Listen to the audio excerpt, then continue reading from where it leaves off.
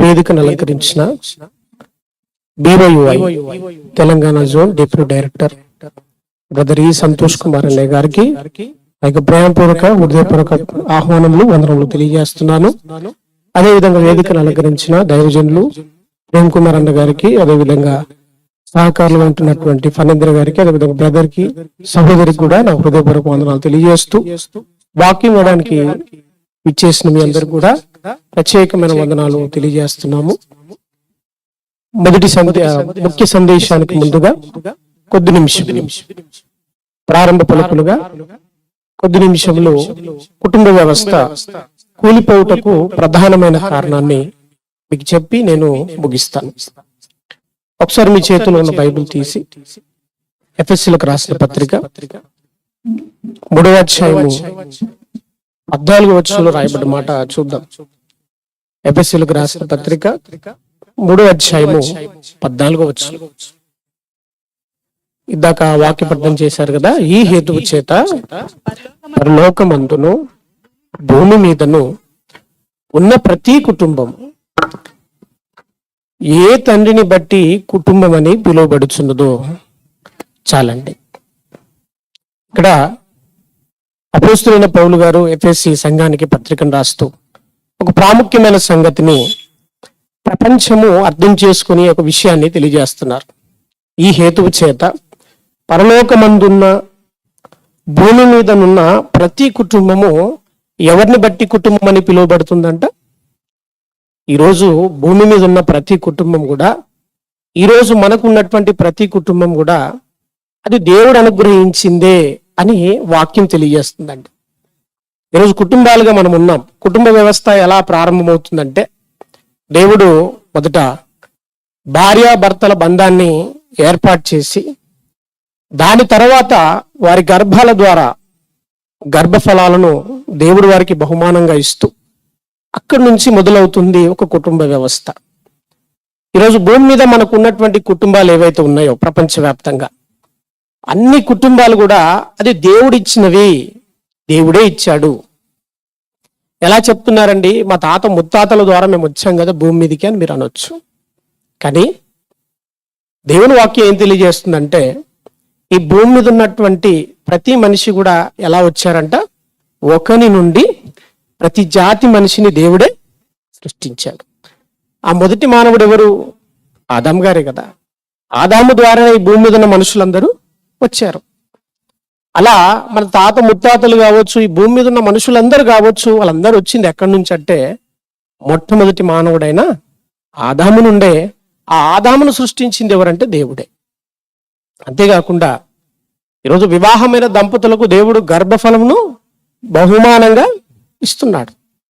ఈరోజు మనం పుట్టాలన్నా, మనకు తోడబుట్టిన వారు పుట్టాలన్నా, లేదా మన తల్లిదండ్రులు వాళ్ళ తల్లిదండ్రులకు పుట్టాలన్నా, ఈ భూమి మీద ఉన్న ప్రతి మనిషి రావాలంటే ఎవరు పర్మిషన్ కావాలి? దేవుని పర్మిషన్. కాబట్టి ఈరోజు కలిగి ఉన్న ఈ కుటుంబం ఏదైతే ఉందో అది దేవుని బట్టే మనకి కుటుంబంగా పిలువబడుతుంది. దేవుడిచ్చిన ఈ కుటుంబాలన్నీ, భార్య అనే బంధము, భర్త అనే బంధము, పిల్లలు అనే బంధము, అన్న చెల్లెలు, అక్క తమ్ముడు, అత్త మామ, ఈ బంధాలన్నీ ఎలా వచ్చాయంటే దేవుడు ఒక కుటుంబంగా మనకి ఇచ్చాడు. కాబట్టి భూమి మీద దేవుడు కుటుంబ వ్యవస్థను మొట్టమొదటిగా ప్రవేశపెట్టింది ఆయన్నే. ఆదామవ్వకు వివాహం చేసి నరుడు ఒంటరిగా ఉండుట మంచిది కాదని సాటి అయిన సహాయాన్ని ఆయన కొరకు చేసి ఆయన ద్వారా బిడ్డల్ని భూమి మీదకి తీసుకొచ్చాడు. అలా ఒక కుటుంబ వ్యవస్థను ఇచ్చినటువంటి దేవుడు ఆ కుటుంబము ఏ విధంగా ఈ భూమి మీద తన జీవితాన్ని కొనసాగించాలో, ఏ విధంగా వారి వారి కర్తవ్యాన్ని నిర్వర్తించాలో, ఏ విధంగా కుటుంబంలో ఆ బంధాలు కొనసాగించాలో ప్రతి బంధానికి కూడా ఆయన కొన్ని బాధ్యతలు పెట్టాడండి. ఈరోజు కుటుంబ వ్యవస్థ కూలిపోవడానికి ప్రధానమైన కారణాన్ని మనం ఆలోచిస్తున్నాం మనకి ఇవ్వబడిన సమయంలో. ఈరోజు కుటుంబాన్ని ఇచ్చిన దేవుడు, కుటుంబంలో ఒక్కొక్క బంధాన్ని మనకి ఇచ్చిన దేవుడు ప్రతి బంధానికి ఒక బాధ్యతను పెట్టాడండి. భార్యకు ఒక బాధ్యత ఉంది, భర్తకి బాధ్యత ఉంది, పిల్లలకు బాధ్యత ఉంది. అలా కుటుంబంలో ఉన్న ప్రతి ఒక్కరికి కూడా బాధ్యతలు పెట్టాడు. వారి పాత్రకు న్యాయం చేసే విధంగా ప్రతి ఒక్కరికి కూడా ధర్మాలు పెట్టాడండి. కుటుంబ వ్యవస్థనిచ్చిన దేవుడు అలా గాలికి వదిలేయలేదు. వారికి ధర్మాలు పెట్టాడు. ఆ ధర్మాలు పాటించమని 66 పుస్తకాల్లో దేవుడు చాలా సందర్భాల్లో కుటుంబ వ్యవస్థకు కావాల్సిన ఎన్నో విషయాలు చెప్పాడు. కానీ ప్రియులరా, ఈరోజు కుటుంబాలు చాలా అవుతున్నాయి భూమి మీద. ఎందరో కుటుంబాలుగా తయారవుతున్నారు. ఒక వివాహం జరిగిన జంట వాళ్ళు పిల్లలుగా మారి ఎన్నో కుటుంబాలు భూమి మీద వస్తున్నాయి కదా. మరి దేవుడే ఏర్పాటు చేసిన ఈ కుటుంబ వ్యవస్థ ఎందుకు పాడైపోతుంది రోజు రోజుకి? ఒక 30 ఏళ్ల క్రితం కుటుంబంలో ఉన్న వాతావరణము ఈ రోజు ఎందుకు లేదు? ఉందంటారా? వెనకటి రోజులు ఈరోజు ఉన్నాయంటారా? ఒకప్పుడు భార్యను భర్త సహించినట్టుగా, భర్తను భార్య సహించినట్టుగా, కుటుంబాన్ని ఒకరొకరు సహించుకున్నట్టుగా ఒకప్పుడున్న వాతావరణం ఈరోజు కుటుంబాల్లో లేదు. అవునంటారా కాదంటారా? రీసెంట్గా ఒక సర్వే చేశారట. ఒక సర్వే చేసినప్పుడు సుమారుగా 60% మంది కుటుంబాల్లో విభేదాలు ఉన్నాయంట. ఒకప్పుడు 30 ఏళ్ల క్రితం వెళ్తే కుటుంబ వ్యవస్థ చాలా బాగుంది, కానీ ఇప్పుడు ఎందుకు కూలిపోయింది? కారణం ఏంటిది? ఎందుకు ఇలా మారిపోతున్నారు? ఎందుకు ఈ కుటుంబ వ్యవస్థ రోజు రోజుకి చెడిపోతుంది? నేను అన్నయ్య చాలా విలువైన సంగతులు చెప్పారు. అంటే వివాహము దాని యొక్క విలువను గుర్తించని స్థితిలో ఉన్నారు. భార్య అనే బంధం యొక్క విలువ అర్థం కావట్లేదు, భర్త అనే బంధం యొక్క విలువ అర్థం కావట్లేదు, తల్లిదండ్రులుగా వాళ్ళు పోషించవలసిన పాత్ర ఏంటిదో అర్థం కావట్లేదు, అన్నలుగా, అక్కగా, చెల్లిగా, ఇలా దేవుడు మనకిచ్చిన కుటుంబంలో మన పాత్రలు ఏంటిదో ఈరోజు గుర్తించక, వివాహ బంధం యొక్క ప్రాముఖ్యతను గుర్తించక ఈరోజు వివాహ వ్యవస్థ రోజు రోజుకి చెడిపోతుంది. పెళ్ళే వద్దన్న స్థితికి ఎందుకు వచ్చారు? కారణాలు ఏంటిది? నిజంగా 2000 సంవత్సరాల క్రితము యేసుక్రీస్తు వారు ఒక మాట చెప్పారండి. మత్తయి సువార్త 24వ అధ్యాయము 11వ వచనంలో రాయబడ్డ మాట. మత్తయి సువార్త 24వ అధ్యాయము 11వ వచనం.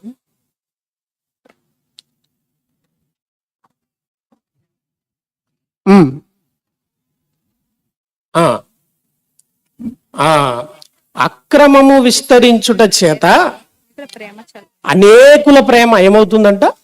చల్లారుతుంది. చాలండి. ఏమంటున్నాడు?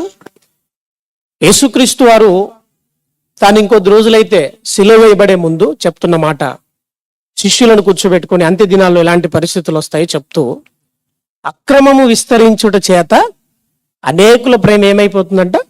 చల్లారిపోతుంది. ఇంతకీ అక్రమం అంటే ఏంటిది?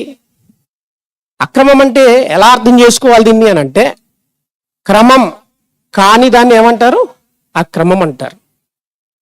ఈ భూమి మీద ప్రతిదానికి దేవుడు ఒక క్రమాన్ని పెట్టాడు, అలాగే బంధాలకు క్రమాన్ని పెట్టాడు. అలా దేవుడు పెట్టిన క్రమాన్ని ఎవరైతే అతిక్రమిస్తారో దాన్ని ఏమంటారు? అక్రమం. దేవుడు చెప్పినట్టుగా మనిషి బ్రతకకపోతే దాన్నే అక్రమం అంటారండి. అలా అక్రమం ఎప్పుడైతే విస్తరిస్తుందో అనేకుల ప్రేమ ఏమైతుందంట? చల్లారిపోతుంది. ప్రేమ ఉండదు మనుషుల మధ్య. దేవుని మాట వినకపోతే మనిషికి మంచిది కాదండి, అస్సలు మంచిది కాదు. ఎందుకంటే ఈరోజు వివాహ వ్యవస్థను దేవుడు ఎంత గొప్పగా చూస్తున్నాడంటే, దేవుడు వివాహ వ్యవస్థను ఎలా పోల్చాడో తెలుసా? ఆ భార్య అంట భర్తకు లోబడి ఉండాలి. ఎలా అంటే ప్రభువునకు వలె అంటాడు. పురుషుడైతే భార్యను ప్రేమించాలి. ఎలా? ప్రభు ఎలాగైతే సంఘాన్ని ప్రేమించాడో అలా పురుషుడు ప్రేమించాలి అని. అంటే భార్యాభర్తల బంధాన్ని దేంతో కనెక్ట్ చేస్తున్నాడు తెలుసా? సంఘానికి, క్రీస్తుకు కనెక్ట్ చేస్తున్నాడంటే వివాహము దేవుని దృష్టిలో ఎంత గొప్పగా ఉందండి, ఎంత గొప్పగా ఉంది. అందుకనే వివాహం అన్ని విషయంలో ఘనమైనదని అన్నాడు. ఆయన దృష్టిలో వివాహం చాలా గొప్పగా కనబడుతుంది. కానీ మనుషులు ఈ రోజు గమనిస్తే వివాహ వ్యవస్థ అర్థాన్ని మార్చేస్తున్నారు. కారణం ఏంటి తెలుసా? అక్రమం. దేవుడు చెప్పిన మాట వినట్లేదండి. దేవుని మాట వంట పట్టట్లేదు మనిషికి. దేవుడు చెప్పిన మార్గాన్ని చేపట్టడానికి ఇష్టపడట్లేదు మనిషి. అక్రమాన్ని ప్రేమిస్తున్నాడు. అక్రమం విస్తరించుట చేత అనేకుల ప్రేమ ఏమైతుందంట? చల్లారిపోతుంది. ఈరోజు దేవుడు కుటుంబ వ్యవస్థను ఇచ్చాడు. ఆ కుటుంబ వ్యవస్థలో ప్రతి బంధానికి ఒక బాధ్యతను పెట్టాడండి, ఒక బాధ్యతను పెట్టాడు. ఈరోజు దేవుడు పెట్టిన బాధ్యతలు ఎవరైతే చేపట్టారో, ఎవరైతే పాటించారో ఖచ్చితంగా వారి కుటుంబము పాడైపోతుందండి, పాడైపోతుంది. దేవుని మాట వింటేనే మనకు క్షేమం అండి. దేవుని మాట వినకపోతే మనకు క్షేమము కాదు. మరి కుటుంబాన్ని ఇచ్చిన దేవుడు మరి ప్రతి ఒక్కరికి బాధ్యతలు పెట్టాడా అంటే ప్రతి ఒక్కరికి బాధ్యత పెట్టాడండి. భార్యకు తాను పాటించవలసినటువంటి బాధ్యతను, ధర్మాన్ని పెట్టాడా? ఒకసారి చూడండి, కొరింథీయులకు రాసిన మొదటి పత్రిక 7వ అధ్యాయం 3వ వచనంలో రాయబడ్డ మాట చూద్దాం ఒకసారి. కొరింథీయులకు రాసిన మొదటి పత్రిక 7వ అధ్యాయము 3వ వచనం. భర్త భార్యకును భర్త భార్యకును అలాగుననే భార్య భర్తకును వారి వారి ధర్మములు నడపవలెను. భర్త భార్యకును భార్య భర్తకును ఏం చేయాలంట? వారి వారి ధర్మాలు నడపాలి. భార్యకు ఒక ధర్మం ఉంది, దాన్ని పాటించాలి. భర్తకు ఒక ధర్మం ఉంది, దాన్ని పాటించాలి. దేవుడు భర్తకు భార్యకు ధర్మాలు ఇచ్చాడంట. అందుకనే పెళ్ళవుతున్నప్పుడు వివాహం చేసే వివాహకర్తలు ఏం చేయిస్తారండి? ఇద్దరికి ప్రమాణాలు చేయిస్తారు. ఎంతమందికి మీ వివాహ ప్రమాణాలు గుర్తున్నాయి? చేతులు లేబట్టండి. మీలో ఎంతమందికి మీ వివాహ ప్రమాణాలు గుర్తున్నాయా? గుర్తుంటే చాలా సంతోషం. చాలా మంది గుర్తుండదు తెలుసా? మర్చిపోతారు. ఇంతకీ ఏంటిది అనుకుంటున్నారు? అవి ప్రమాణం, ప్రామిస్ ఎవరైనా మర్చిపోతారండి? ప్రామిస్ మర్చిపోతారా? చాలా మంది మర్చిపోతున్నారు. కాబట్టే భార్యాభర్తల మధ్య ఏం లేదు, సఖ్యత లేదు. వారి ధర్మాలు పాటించాలి. భర్త పాటించాలి, భార్య పాటించాలి. కుటుంబంలో ఉన్న ప్రతి ఒక్కరు కూడా దేవుడు ఏం పెట్టాడు తెలుసా? ధర్మాలు పెట్టాడు, పాటించవలసిన విధిని పెట్టాడు. ఎవరి బాధ్యతను వాళ్ళు నిర్వర్తిస్తే కుటుంబ వ్యవస్థలో కొట్లాటలు ఉండవు, కుటుంబ వ్యవస్థ కూలిపోయే అవకాశం ఉండదు. ఎందుకంటే దేవుడు ఒక క్రమాన్ని ప్రతి కుటుంబానికి పెట్టినప్పుడు ఆ క్రమాన్ని ఎప్పుడైతే పాటిస్తారో ఖచ్చితంగా ఆ కుటుంబము వర్ధిల్లుతుంది. కానీ దేవుడు చెప్పిన క్రమాన్ని మీరినప్పుడు ఎవ్వరు కూడా నిలబడరండి, కూలిపోతుంది. భర్తకు భార్యకి ఏం చెప్తున్నాడు? కింద 4వ వచనంలో ఏం చెప్తున్నాడో మరొక మాట చూద్దాం. అదే భార్యకు తన దేహం పైన అధికారం లేదు, అలాగున భార్యకే గాని భర్తకు తన దేహం పైన అధికారము లేదంట. భర్త మీద అధికారం ఎవరిదంట? భార్యది. భార్యకు తన దేహం మీద తనకే అధికారం లేదు. ఎవరికుంది? భర్తకుంది. అదే భర్త దేహం మీద ఎవరికి అధికారం ఉందంట? భార్యకే ఉంటది తప్ప మరొక స్త్రీకి, మరొక పురుషునికి ఉండదండి. ఇది దేవుడు భార్యాభర్తలకు పెట్టిన క్రమం, ధర్మం. స్త్రీ భార్య దేహం మీద భర్తకే ఉంటుంది తప్ప వేరెవరికి అవకాశము ఉండదు. కానీ చూడండి, ఈరోజు రీసెంట్ గా సర్వే కండక్ట్ చేశారంట. వివాహమైన 100 మంది దంపతుల్లో సుమారుగా 60 మంది దంపతులు అక్రమ సంబంధాలకు పాల్పడుతున్నారంట. కారణం ఏంటి తెలుసా? భార్యాభర్తలుగా ఒకరినొకరు వారి ధర్మాలు పాటించకపోవడమే. భర్త మీద అధికారం భార్యదే ఉంటుంది, మరొక స్త్రీది ఉండదు. అలాగే భార్య మీద భర్తకుంటుంది అధికారం తప్ప మరొక పురుషునికి ఉండకూడదు. కానీ చూడండి ఈరోజు ఎలాంటి పరిస్థితులు సంభవిస్తున్నాయో. వివాహమైనా సరే ఈరోజు భార్యాభర్తల బంధాల్లో క్రమం లేదండి. అక్రమానికి పాల్పడుతున్నారు. విలువలు లేవు బంధాలకి. దేవుడు ఎంత గొప్పగా పోల్చాడు వివాహ వ్యవస్థని. బాబు, స్త్రీ అంటే ఏమనుకుంటున్నావు? సంఘము. పురుషుడు అంటే ఏమనుకుంటున్నావు? క్రీస్తు. సంఘానికి క్రీస్తుకున్న సంబంధం ఎలాంటిదో వివాహ బంధం కూడా అంత గొప్పది. వివాహం అన్ని విషయంలో ఘనమైందని దేవుడు చూస్తే ఈరోజు ఆ వివాహ వ్యవస్థని భ్రష్టు పట్టించే విధంగా మనుషులు ఎలా మారిపోతున్నారంటే, భార్యాభర్తల మధ్య వారి ధర్మాలు వాళ్ళు పాటించక ఒకరికి ఒకరు విరుద్ధంగా నడుచుకుంటున్నారు. వారు ధర్మాలు పాటించట్లేదు, అక్రమంగా నడుచుకోవడం స్టార్ట్ చేశారండి. అక్రమంగా నడుచుకుంటున్నారు. ఎంత తప్పు చూసారా? నిజంగా అండి, దేవుడు మనిషికి పాఠాన్ని నేర్పించడానికి ఎన్నో విధాలుగా ప్రయత్నం చేస్తాడు. ఆఖరికి సృష్టిలో పక్షుల్లో ఒక పక్షి అంట, అది పావురం అండి.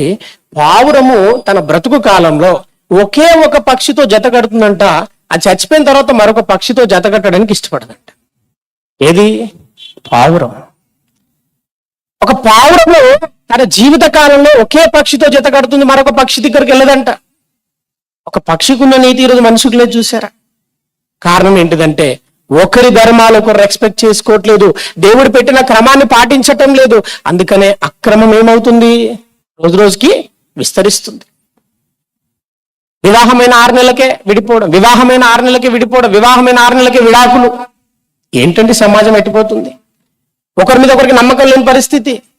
ప్రారంభంలో బాగానే ఉంటుంది, 6 నెలలు మంచిగానే ఉంటుందండి. తర్వాత ఏమైపోతుంది? రోజు రోజుకి ఏమైపోతుంది? ప్రేమ తగ్గిపోతుంది, సమాజం చెడిపోతుందండి.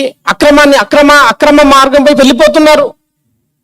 దేవుని మాటను పాటించటం లేదు, దేవుని మాట వినడానికి ఇష్టపడట్లేదు, దేవుని ఎడల భయము భక్తి లేదండి మనిషికి.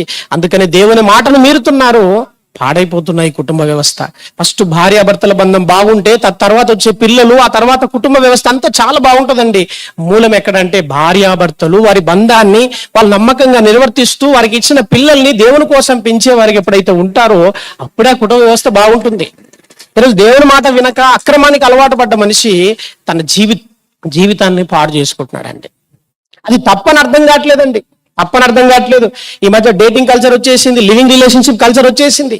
తప్పనిపించట్లేదా? తప్పనిపించట్లేదండి. నిజంగా చరిత్రలో సంఘటన ఒకటి మీకు జ్ఞాపకం చేస్తా. ఒక రాజు ప్రయాణం వెళ్తున్నప్పుడు ఒక గుడిసెలో ఒక అందమైన స్త్రీ కనబడిందంట.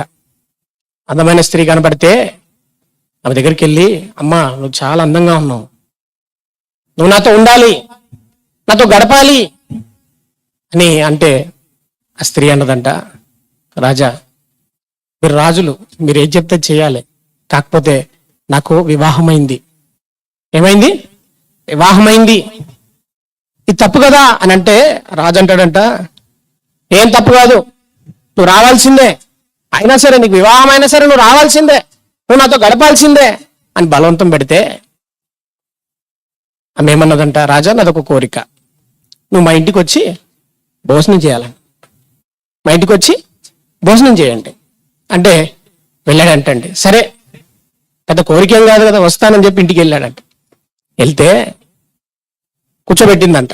కూర్చోబెట్టిన తర్వాత వాళ్ళ భర్త తిని పడేసిన ప్లేట్ ఉంటుంది కదా, ఎంగిల్ ప్లేట్, ఆయన అప్పుడే తిన్నాడు, అందులో ఆ ఆకులు అలాగే ఉన్నాయి. ఆ ఆకులు అదే ప్లేట్లో అన్నం తీసుకొని వచ్చి రాజుకు పెట్టిందంట. పెడితే అప్పుడు రాజు అన్నాడంట, ఛీ, ఒక రాజుకి ఎలా భోజనం పెట్టాలో తెలియదా నీకు? ఒక ఎంగిల్ ప్లేట్లో తీసుకొచ్చి పెట్టావేంటి? అది ఎంగిల్ ప్లేట్లో నువ్వు ఆహారం ఎలా పెడతావు? రాజుకి ఎలా మర్యాద చేయాలో తెలియదా నీకు అని అన్నప్పుడు, రాజా ఇది ఎవరో తిన్నది కాదు, ఎవరు తిన్నారు? నా భర్తే తిన్నాడయ్యా, నా భర్త తిన్న ప్లేటే ఇది. ఎవరి ప్లేటు? నా భర్త తిన్న ప్లేటే అని అంటే, ఛీ, ఎంగిల్ తినాల్సిన అవసరం నాకేంటి అని అన్నాడంట. అప్పుడు ఆ స్త్రీ ఏమన్నా తెలుసా అండి, అయ్యా నా భర్త తిన్న ఎంగిలి ప్లేట్లో ఉన్న ఆహారం తినడానికి నీకు ఇంత ఆలోచిస్తున్నావు కదా, ఇంత అసహ్యం వేస్తుంది కదా, మరి నా భర్తతో నేను 20 ఏళ్ళు కాపురం చేస్తున్నానయ్యా, మరి అలాంటిది నాతో ఉండమని ఎలా అంటున్నావు? అది అనొచ్చా? అది ఎంగిలి అన్నప్పుడు ఇది ఎంగిలి కాదా అని అన్నప్పుడు నోరు మూసుకొని వెళ్ళిపోయాడండి. రాజుకు సమాధానం లేదు. నిజంగా ఇంత నమ్మకత్వంతో ఎంతమంది దాంపత్య జీవితాలు సాగుతున్నాయి చెప్పండి. ఆ స్త్రీ ఎంత గొప్పదండి, చాలా గొప్పది కదా, చాలా గొప్పది. భర్తను అలా గొప్పగా అర్థం చేసుకోవాలి. ఆమెకు అర్థమైంది, నా దేహం మీద నా భర్తకు తప్ప వేరొకరికి అధికారము లేదు అని అర్థమైపోయిందండి ఆమెకి. ఆమె ధర్మాన్ని ఆమె పాటించింది. ఇలా ఎంతమంది స్త్రీలు పాటించగలుగుతున్నారు? నిజంగా అండి, దేవుని మాట గనక మనం వింటే ఖచ్చితంగా మన జీవితాలు బాగుంటాయి, మన కుటుంబాలు బాగుంటాయండి. ఆయన మాట వినకపోతేనే నష్టపోతాం. అక్రమం విస్తరిస్తే అనేకుల ప్రేమ చల్లారుతుంది. దేవుని మాటను మీరితే ఖచ్చితంగా ఆయన ఉసురు మనకు తగులుతుందండి. నిజమది. ఎందుకంటే దేవుడు ఎంత కష్టపడి మనల్ని సృష్టించాడు, ఎంత కోరికలతో ఆశలతో ఈ భూమి మీద మనిషిని సృష్టిస్తే మనిషి దేవుని మాట వినకుండా చెడిపోతున్నాడు. అందుకనే భార్యకి చెప్పాడు, ఏమన్నాడు? ఎఫెసీలకు రాసిన పత్రిక 5వ అధ్యాయం 22వ వచనంలో ఏమంటున్నాడు? స్త్రీలారా ప్రభువునకు వలె మీ సొంత పురుషులకు మీరు ఏం చేయండి? లోబడండి. ఇది లోబడాలి. ఇది ఎవరు చెప్తుంది? మనుషులు చెప్తుంది కాదండి, దేవుడు చెప్తుంది. కాబట్టి భర్తకు లోబడ్డం బానిసత్వం కాదు. దయచేసి స్త్రీలారా వినండి, భర్తకు లోబడ్డం బానిసత్వం కాదు. భర్తకి లోబడితే అది నీకు కిరీటం, అది నీకు మంచిది. నీ ఎడల నీ భర్తకు ప్రేమ కలుగుతుంది. దేవుడు చెప్పాడు, తప్పొద్దు. దేవుడు అన్నాడు, స్త్రీలు తన సొంత పురుషునికి ఏం చేయాలి? లోబడాలి. లోబడాలండి. లోబడకపోతే ఎవరికి నష్టం? స్త్రీకి నష్టం. ధర్మం పాటించాలి, విధేయత కలిగి ఉండాలి. ఒక ఆయన అంటండి 65 ఏళ్ళు మూగవాణిగా నటించాడంట భార్య ముందు. క్షమించండి, చెవిటివాడిగా. ఎన్ని సంవత్సరాలు? 65 ఏళ్ళు చెవిటివాడిగా నటించాల్సి వచ్చిందట భార్య ముందు. ఎందుకు తెలుసా? ఊకే కొట్లాడేదంట. ఆ బాధ భరించలేక చెవిటివాడని నటించాడంట. 65 ఏళ్ళు నటించాడంట. ఎందుకు అట్లాంటి పరిస్థితి వచ్చింది? భార్య అలాంటిది మళ్ళీ అంత టార్చర్ పెడుతుంది మరి. కాబట్టి దేవుడు పెట్టాడు క్రమం, పాటించాలి. స్త్రీలు ఏం చేయాలంటే తమ సొంత పురుషులకి లోబడి ఉండాలి. ఇది దేవుని బట్టి మీకు న్యాయమే, అది చెయ్యాలి అంటున్నాడండి. ఖచ్చితంగా ప్రతి స్త్రీ తన సొంత పురుషుని లోబడి ఉండాలి, చెప్పిన మాట వినాలి, విధేయత చూపించాలి. ఇది దేవుని బట్టి, మనిషిని బట్టి కాదు. మీ భర్త ఎలాంటి వాడైనా సరే దేవుడు చెప్పాడు కదా, దాన్ని పాటించండి. ఖచ్చితంగా దేవుడు మీకు మేలు చేస్తాడు, మీరు ఆయన మాట ఫాలో అవుతే. దేవుని బట్టి, దేవుడు చెప్పాడు కాబట్టి ఫాలో అవ్వండి. ఖచ్చితంగా అది మీ భర్త మీ మీద ప్రేమ పెంచుకుంటాడు, అది జరుగుతుంది. పురుషునికి ఏం చెప్పాడు 28వ వచనం, అటువలనే పురుషులారా, పురుషులు కూడా తమ స్వశరీరము వలె తమ భార్యలను ప్రేమింపబద్దులై ఉన్నారు. తమ భార్యములను ప్రేమింపబద్దులై ఉన్నారు. 25వ వచనం అంటాడు, పురుషులారా మీ భార్యల్ని ప్రేమించండి. ఎంత ప్రేమించాలో తెలుసా? నీ సొంత శరీరాన్ని నువ్వు ఎలా ప్రేమించుకుంటావో అలా నువ్వు నీ భార్యను ప్రేమించాలి. దేవుడే చెప్పాడు కదండి, దేవుడే చెప్పాడు. భార్య భర్తకు లోబడాలి, భర్త భార్యను ప్రేమించాలి. ఈవెన్ స్త్రీ కూడా చెప్పాడండి. తీతు గారు రాసిన పత్రిక 2:5 చదవకండి. 2:5 అంటాడు, ఏమంటారు, యవ్వన స్త్రీలు వివాహం చేసుకొని తమ భర్తకు లోబడి ఉండి భర్తను పిల్లలను ప్రేమించబద్దులై ఉన్నారంట. ప్రేమించాలి అంటాడు. కాబట్టి భర్తను ప్రేమించాలి, లోబడాలి. అదే విధంగా భర్త భార్యను తన సొంత శరీరాన్ని ఎలా ప్రేమించుకుంటాడో అలా ప్రేమించాలంట. ఇది దేవుడు పెట్టిన ధర్మం. ఇది పాటించగలిగితే జీవితాంతం స్త్రీ పురుషుల మధ్య, భార్యాభర్తల మధ్య విభేదాలు రావు. ఎప్పుడైతే ఈ క్రమాన్ని మీరుతారో ఖచ్చితంగా ఏమవుతుందో తెలుసా? డిస్టర్బెన్సెస్ వస్తాయండి జీవితంలో. దేవుని మాటకు లోపడ్డం నేర్చుకోవాలి. పురుషులారా, జీవమును కృపావర్ణంలో మీ భార్యలు మీతో పాలువారై ఉన్నారు కాబట్టి వారితో జ్ఞానము చొప్పున కాపురం చేయండి. మీ ప్రార్థనలకు ఆటంకం లేకుండా వాళ్ళతో జ్ఞానం చొప్పున కాపురం చేయండి అంటాడు. వాళ్ళు బలహీనమైన ఘట్టం, వాళ్ళని నిష్ఠూర పెట్టకండి, బాధ పెట్టకండి. జ్ఞానము చొప్పున వారితో కాపురం చేయండి అని పురుషులకు కొన్ని ధర్మాలు చెప్పాడు. నిజంగా కుటుంబంలో సమస్య వస్తే ఎవరినో ఆశ్రయిస్తాం కదా, ఎవరినో కదా ఆశ్రయించాల్సింది, దేవుని ఆశ్రయించండి, దేవుని మాటలు వినండి. ఖచ్చితంగా మీ ఫ్యామిలీలో డిస్టర్బెన్స్ అన్ని క్లియర్ అయిపోతాయి. ఈరోజు దేవుని మాట వినక మన కుటుంబాన్ని మన చేతులారా ఏం చేసుకుంటున్నాము? చేతులారా పాడు చేసుకుంటున్నామండి. భార్య భర్తలకు చెప్పాడు. ఇంకేమన్నాడు తెలుసా? పిల్లల్ని పెంచే విషయంలో భార్య భర్తకు బాధ్యతలు పెట్టలేదా? ఏమన్నాడు? తండ్రులారా మీ పిల్లలకు కోపం రేపక ప్రభు యొక్క శిక్షలోను బోధలోను వారిని పెంచండి అన్నాడు. భార్య భర్తల ధర్మాలు చెప్పాడు. నీ గర్భాన పుట్టిన బిడ్డలను ఎలా పెంచాలో కూడా దేవుడు జాగ్రత్త చెప్పలేదా? చెప్పాడు కదండి. ఎంతమంది పట్టించుకుంటున్నారు? బాలుడు నడవలసిన త్రోవను వానికి నేర్పము. ఎప్పుడున్నప్పుడు బాలుడుగా ఉన్నప్పుడు నేర్పము, పెద్దవాడైనప్పుడు వాడు తొలగిపోడు. మీ పిల్లలకు కోపం రేపకండి. ఎప్పుడు వస్తుంది పిల్లలకు కోపం తెలుసా? ఎప్పుడు వస్తుంది తెలుసా? మనకి చెప్తాం, ప్రార్థన చేసుకోరా, ప్రేయర్కి వెళ్ళరా, వాక్యం చదువురా, వారికి చెప్తాం, మనం చెయ్యం. మనకి ఏమొస్తుంది? అప్పుడు కోపం వస్తుంది. మనము చెప్తూ వాళ్ళకి ఏం చేయాలి? చేస్తూ నేర్పించాలి, అభ్యసింపజేయమంటాడు కదా ద్వితీయోపదేశకాండం 6:6 మీరు అభ్యసింపజేయాలంటూ మనం చేస్తూ వాళ్ళకి నేర్పించగలిగితే వాళ్ళు ఎందుకు చెడిపోతారంటే దేవుడు చెప్పాడు కదా, బాలుడు నడవలసిన త్రోవను వానికి నేర్పుము, పెద్దవాడైనప్పుడు వాడు దాని నుండి తొలగిపోడు. చెప్పలేదా? చెప్పాడు కదా. మరి ఎందుకు ఈరోజు పిల్లలు చెడిపోతున్నారు? కారణం ఎవరు? తల్లిదండ్రులే. దేవుని మాట మీరారు కాబట్టి. ఒకనాడు ఆదామవ్వ దేవుని మాట విన్నందుకు దేవునికి దుఃఖం కలిగింది కదా. ఈరోజు మనం దేవుని మాట వినలేదు కాబట్టి మనకు కూడా ఏం కలుగుతుంది? దుఃఖమే కలుగుతుంది. అక్రమం విస్తరిస్తుంది, దేవుని మాట వినట్లేదు మనిషి, అందుకనే చెడిపోతున్నారు. మన పిల్లల్ని చేతులారా మనమే పాడు చేసుకుంటున్నాం. చేతులు గాలినాక ఆకులు పట్టుకుంటే ఏం ప్రయోజనం? పాడైపోయిన తర్వాత ఏడుస్తాం, ఏమని? నా పిల్లాడు పాడైపోయాడని. దేవుడు అప్పుడే చెప్పాడు, బాలుడుగా ఉన్నప్పుడే పట్టించుకోనన్నా చర్చికి తీసుకెళ్ళు అంటే. చాలా మంది చర్చికి ఇద్దరే వెళ్తారండి, పిల్లల్ని ఇంటి దగ్గర వదిలేసి వస్తారు. వాళ్ళు ఏం చేస్తున్నారు గమనిస్తున్నారా? గమనించారు, పట్టించుకోవట్లేదు. తర్వాత పిల్లలకు చెప్పలేదా పిల్లలు ఎలా ఉండాలో? అదే ఎఫ్ఎస్సీలకు రాసిన పత్రిక 6వ అధ్యాయం 1వ వచనంలో ఏమంటాడు చూడండి, పిల్లలతోటి. పిల్లలారా ప్రభువునందు మీ తల్లిదండ్రులకు విధేయులై ఉండుడి. ఇది ధర్మమే. నీకు మేలు కలుగునట్లు. పిల్లలకి ఏం చెప్తున్నాడు తెలుసా? పిల్లలకు కూడా చెప్తున్నాడు, పిల్లలారా మీ తల్లిదండ్రులకు మీరు ఏం చేయండి? విధేయులుగా ఉండండి. ఇది ధర్మమే, ఇది మీ ధర్మం, పాటించాలి అని చెప్తూ తర్వాత అంటున్నాడు, నీకు మేలు కలుగునట్లు నీకు మేలు కలుగునట్లు నీ తండ్రిని నీ తల్లిని నీ తల్లిని నీ తండ్రిని సన్మానింపుము. సన్మానింపుము. అప్పుడు నీవు అప్పుడు నీవు భూమి మీద భూమి మీద దీర్ఘాయుష్మంతుడు అగుదువు. దీర్ఘాయుష్మంతుడు వగుదు. నిజంగా నీకు దీర్ఘాయుష్ కావాలా, నువ్వు ఎక్కువ కాలం భూమి మీద బ్రతకాలంటే నీ తల్లి నీ తండ్రిని ఏం చెయ్యు? సన్మానించు. దేవుడు చెప్పలేదా అండి? చెప్పలేదా? ఈరోజు తల్లిదండ్రుల్ని కాలుతో దంతున్న పిల్లలు లేరంటారా? అలా వారు తయారవడానికి కారణం ఎవరు? తల్లిదండ్రులు కాదంటారా? తల్లిదండ్రులేనండి. 100% వాళ్ళే. ఎందుకంటే నీ చేతులకు దేవుడు ఇస్తున్నప్పుడు ఒక పెద్ద బిడ్డనివ్వలేదు. ఒక ఏమి రాయబడిన ఒక ఎంటీ పలక లాంటి హృదయాన్ని నీకు ఇచ్చాడు. ఎంటీ పేపర్ లాంటి పుస్తకాన్ని నీకు ఇచ్చాడు బిడ్డను. ఆ బిడ్డ హృదయంలో రాయవలసిన బాధ్యత తల్లిదండ్రులదే. చిన్నప్పటి నుంచే దేవుని శిక్షలో బోధలో పెంచమని దేవుడు ఎన్నిసార్లు చెప్పినా వినలేదండి. ఆనాడు ఇశ్రాయేలుకి ఎన్నిసార్లు చెప్పాడు? ఎన్నిసార్లు చెప్పినా మీ తరతరాలకు దేవుని వాక్యం నేర్పించండి అయ్యా, దేవుని కట్టడలు నేర్పించండి, దేవుని యొక్క భయభక్తులు నేర్పించండి అంటే ఎవ్వరు వినలేదండి, ఎవ్వరు పాటించలేదు. న్యాయాధిపతుల కాలానికి వచ్చేసరికల్లా దేవుణ్ణైనను ఆయన చేసిన క్రియలైనను ఎరగని తరం ఒకటి పుట్టేసింది. కారణం ఏంటి? దానికి కారణం ఎవరు చెప్పాలా? తల్లిదండ్రులు పిల్లల్ని పట్టించుకోకపోవడమే. పిల్లలు తల్లిదండ్రులకు లోపడకపోవడానికి కారణం కూడా తల్లిదండ్రులేనండి. కాబట్టి భార్యకు చెప్పాడు, భర్తకు చెప్పాడు, పిల్లలకు చెప్పాడు. అలా అని అత్తమామకు చెప్పలేదు అనుకుంటున్నారా? బైబిల్లో అత్తమామ ఎలా ఉండాలో కూడా దేవుడు బైబిల్లో చెప్పాడు. చెప్పలేదా? కోడలు ఎలా ఉండాలో దేవుడు బైబిల్లో చెప్పలేదా? అల్లుడు ఎలా ఉండాలో చెప్పలేదా?